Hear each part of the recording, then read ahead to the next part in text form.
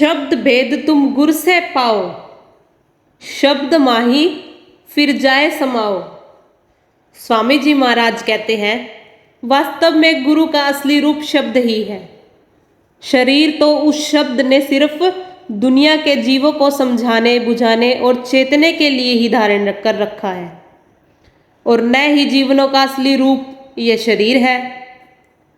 यह शरीर तो गुरु और शिष्य दोनों को ही यही छोड़ जाना है।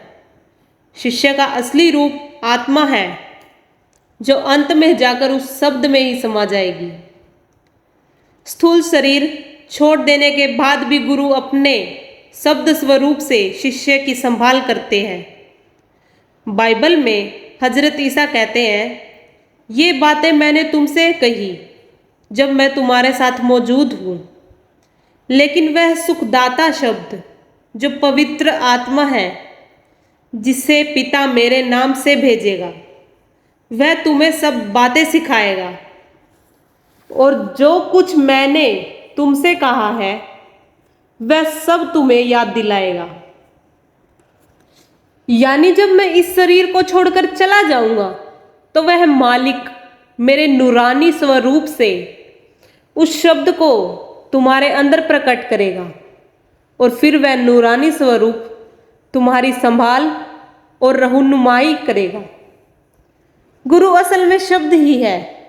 जीवों के लिए वह इस दुनिया में शरीर धारण करके उनको मालिकों तक पहुंचाने का जरिया बनता है, और फिर अपना काम पूरा करके उस शब्द में ही जा समाता है।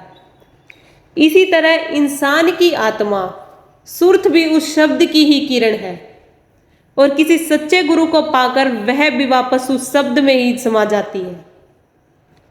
गुरु नानक साहिब भी फरमाते हैं, शब्द गुरु सूरत धुन चेला।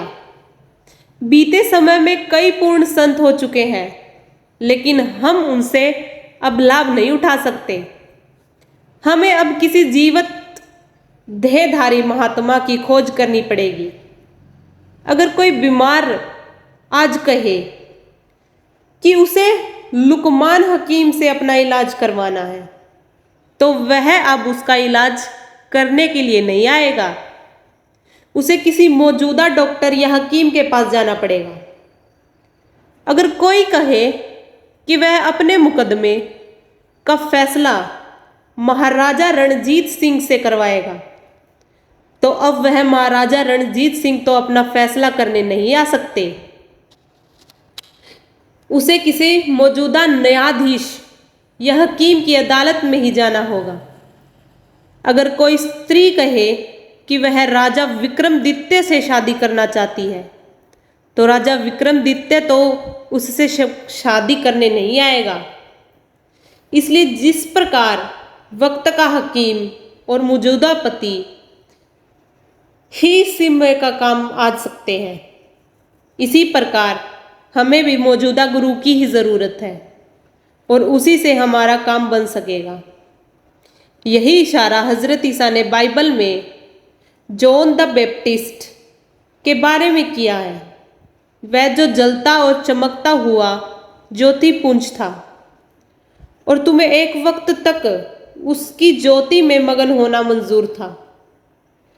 फिर अपने बारे में हजरत ईसा खुद साफ लफ्जों में कहते हैं, जिसने मुझे भेजा है मुझे उसका काम करना जरूरी है।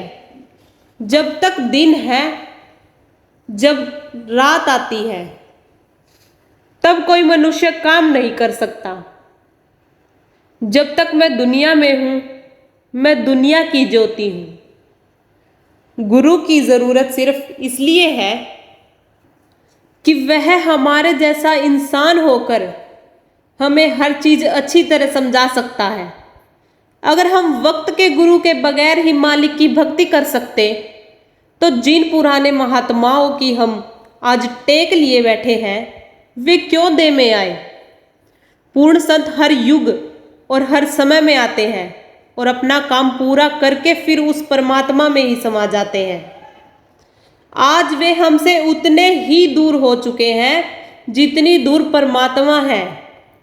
अगर हम सीधे परमात्मा से रूहानी मार्गदर्शन ले सकते, तो न आज और न ही कभी पहले संसार में किसी पूर्ण महात्मा के आने की जरूरत होती।